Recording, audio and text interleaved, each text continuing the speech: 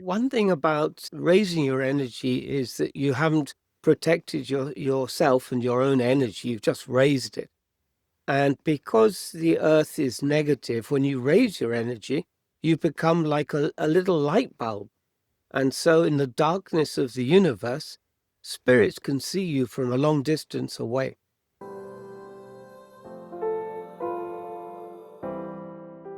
Hello and welcome to 22 Steps into Spiritual Freemasonry. This is our fourth lecture, and welcome back, everyone. Again, I invite you to join this wonderful 22 lectures by Chris Earnshaw. And we're building a community. We're going through a long series of spiritual growth, hands-on practical advice. So please bear with me, bear with us, and leave your comments, your impression, the things that you learned from this lesson. Let's build a little community on our YouTube channel, because it's going to be an interesting, long development for those of us who care of developing their own spirituality. And with this, Chris, welcome back. And I'm looking forward for this fourth lecture. Thank you. This is lesson 4, the point within a circle. Freemasons will know that in the ritual, we talk about a point within a circle, and it is bounded by 2 parallel lines representing the 2 St. Johns. In Taoist terminology, it refers to Zhong, the center, and it's where 2 opposites align. So it's part of the cosmic rhythm, and you have 2 directions, and in the middle of that is where the points exist. So when you return to your center, all things are then in their natural order. That's what it's about. In the Tao Te Ching, Lao Tzu on chapter 16 says, return is the movement of the Tao. Stillness is the root of all things. So that's the point, is to find that point inside of you where the stillness is. Let's see. One important method that you should practice on a regular basis is centering, grounding, and receiving protection. So to center, it's a very simple thing. You can do it sitting, standing, even strap hanging on a train someplace. The center is about bringing your energy field closer to you so you can breathe it in. What the idea is to breathe out, and when you breathe in, you imagine your energy coming closer and closer to you, because there's an aura of energy around you, and this needs to be brought in for this exercise to work. So you bring it close in, that's the centering part. And then the grounding part is that, with your breath, you imagine that your energy is going straight through you to the center of the earth. And so when you get to the center of the earth, you breathe in, and when you breathe out, you breathe down. Breathing down is actually a mental concept. You just imagine your breath going down. It goes down as far as you feel comfortable. When it gets there, there's an anchor, and it anchors itself. So you breathe up and down, and you just pass your energy to the center of the earth and then breathe back up. Outside of the earth is all positive energy, like the universe. Earth itself is negative energy, and it absorbs any excess energy that you may have in your body from, from nervous energy or from excited energy, like arguing with people. You can get rid of this energy just by imagining it going down this channel. And you don't do it once and that's done forever. You need to do it on a regular basis. So first of all, you drop the energy down into the earth. So it being negative, it absorbs all this energy. The second part, or is that third part? Centering, grounding. And the last part is getting protection. And you do the same thing. You breathe in. When you breathe out this time, it goes up through your throat chakra, here, your forehead chakra and the top chakra, and it goes straight up into the universe. And so, again, you use your imagination and intention, the two most powerful forces in spirituality. Imagine it's going up and up and up to the universe, and when it gets there, again, it anchors on somewhere up in the universe. And now what you do is when you breathe, perhaps a little bit more quietly, every time you breathe in, you bring in energy from the universe, and you breathe out and it goes down. So you become a conduit for this energy. And it just goes through and through you. But at the same time, the energy cleans and reinforces your own energy.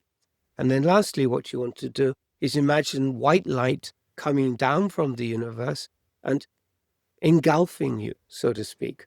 You're all covered, rather like in cotton candy or candy floss, that you're all covered in white light. And this makes you safe from anything in the universe that may want to interfere with you. So this is a very important practice to learn. And again, you're actually centering yourself. So any excess energy is got rid of, and you bring in powerful energy from the universe, plus protection. And this is a very good first exercise in this lesson to learn. Okay, you're okay with that? I'm listening and I'm reflecting. That's what I'm supposed to do. But the question would be, how long would you say, if you start doing these kind of exercise and you manage this kind of a protection, how long would you think this lasts? This is like a momentary thing while you're holding the fort, or it lasts for some time until you... I think it lasts for days. It doesn't last for a lifetime, but it lasts for a couple of days, I'm sure. I haven't really thought about its expiration date. It's always expiration date. Yes, you can expect that from me. Yeah. England's no longer in the European community, so we don't have to worry about expiration dates very much. When you're using a pendulum, for example, this is when you need to do it, because you're opening up a psychic door with a pendulum. And I don't recommend people use Ouija boards, but again, if you must, you should do this first to protect you from anything you may be inviting into your life. Maybe microscopically off topic, and then again, maybe not. These last couple of days, I've done, of course, a lot of podcasting, like always. What else do I do? And it's been a lot of talk about lowering hiring your frequencies, so that the divine energy can lower the frequency and you can kind of meet in the middle, which in a way reflects a little bit of what you said right now, this idea that a lot of clairvoyant people say, if I increase my energy and these divine people lower their energy, then we can somewhere meet in the middle, right, and then create this connection. Yes. I was very much interested to maybe get your feedback on this off topic. One thing about raising your energy is that you haven't protected yourself and your own energy, you've just raised it. And because the earth is negative, when you raise your energy, you become like a little light bulb. And so in the darkness of the universe, spirits can see you from a long distance away. You're shining. Your energy is and your aura is getting brighter and brighter because you're raising your energy, and with the Earth's negative energy, you're making a circuit, and then you light up, and then you will find things come towards you. It happened to me many times, and I put this circle of protective light around myself so that I don't get interfered with. So you would first of all confirm the theory that, and on top of that, now we go back into Instagram. There's a lot of videos now where people say, oh, if you want to have success in life, do not imagine it or this and that. You just need to higher your frequency. And once you become higher frequency, you become attractive or magnetic to things. So there's like a whole new trend. It's all about, if you put your frequency up, things will happen. It will happen, but often it'll be negative as well. Out in the universe, there's all sorts of of entities, good and bad, floating around. And by raising your energy, you're making yourself attractive to them. And if you have a low energy, negative entity out there, they will be attracted to your energy and they will stick in your aura and they will suck your energy. It's like some sort of parasite. You don't know it because you can't see it. It's all invisible to you, but you'll notice it when you start feeling tired, you have no energy, you're lethargic, you can't think very well, you've got brain fog. From there, it can lead into depression and even worse. And this is often caused by negative entities sticking in your aura. For me, working with energy is extremely important. And I just met a woman recently. She's on the outside, she seems very, and let's see, friendly and happy and smiling. But inside, there was a lot of blackness. And when I did an exorcism, I could see she had all this negative energy attached to her. And so she was working very hard to have this persona of being happy and friendly, etc. She had to work extra hard because something was taking all the energy from her. And if anybody's more interested, we did a podcast already precisely on this subject where you talk in length about it. Sorry for bringing a little bit away from the lecture number 4, but it was this idea of two points and meeting in the middle just reminded me so much on this concept of hiring, of putting frequencies up. And it's a big trend out there. So I just wanted to get your take on the subject of the hour. No, we have to. This concludes our number 4 lecture? We got more. We were just talking about the concept. So we're talking about the point within the circle, yes? I'm so sorry. Yeah, that's okay. So Masonically, the point within the circle represents the individual, yes? The consciousness or divine spark. And the circle is the boundary of your personal conduct. You have a certain awareness that you have. And the two parallel lines represent the St. John the Baptist, St. John the Evangelist. In other Masonic traditions, they refer to Moses and Solomon, or even virtue and law. So interpretations may change a little bit. This is more of a teaching of how to be part of a Masonic community, so put it that.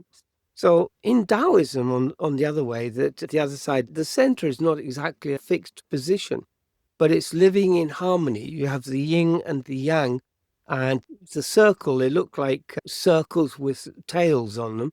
And in fact, they're going round in a circle, they're chasing each other. And the center of that circle is this point of stillness and power, even with all this activity going around.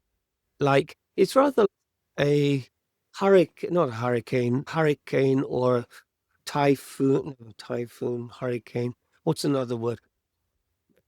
In America, they have a lot of hurricanes hitting particularly the Mississippi area, and they take photographs from the sky, and you can see a point of stillness in the middle.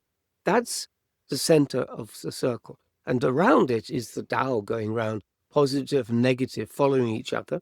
In the middle, it's stillness, and that's where the power is.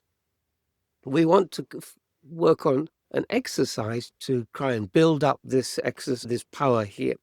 And let's see. Again, it's a meditation, and you have to find this point within. You need to be still and bring your awareness to the center of you. So that's centering, pulling in your energy, using your breath to suck it in. You may have to do 2 or 3 times till you feel that your energy is close to you. And bring your awareness then to the center of your chest. And in the center of your chest, there's this very small point of light just glowing there. And each breath, this point of light expands and then returns and expands. It's like glowing, yes. And again, if you want to add an affirmation, you can say, with every inhale, you say, I return. And with every exhale, I am centered. And do that for a few minutes, and that'll bring your aura and make you closer to that point of awareness we're trying to work on.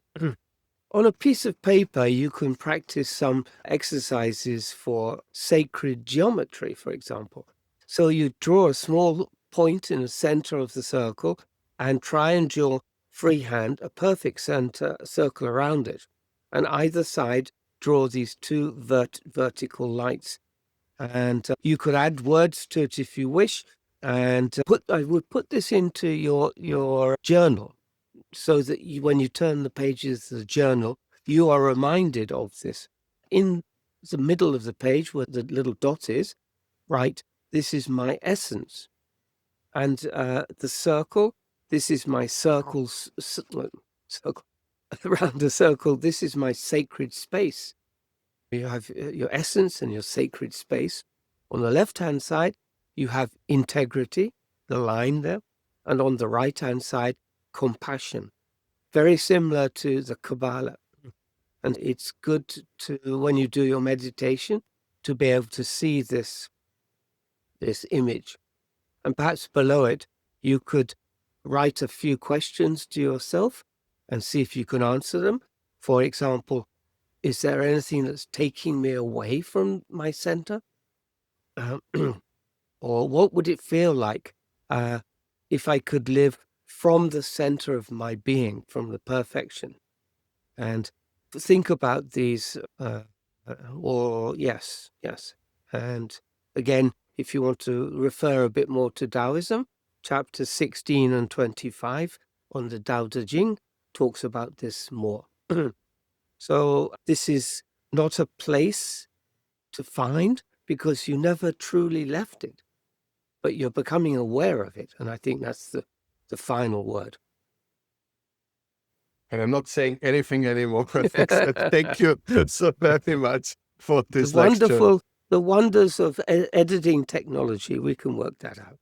I'm trying to stay away from it in a sense, but let's see about it in this case. Thank you so much, Chris. And I'm looking forward, of course, a Merry Christmas to you.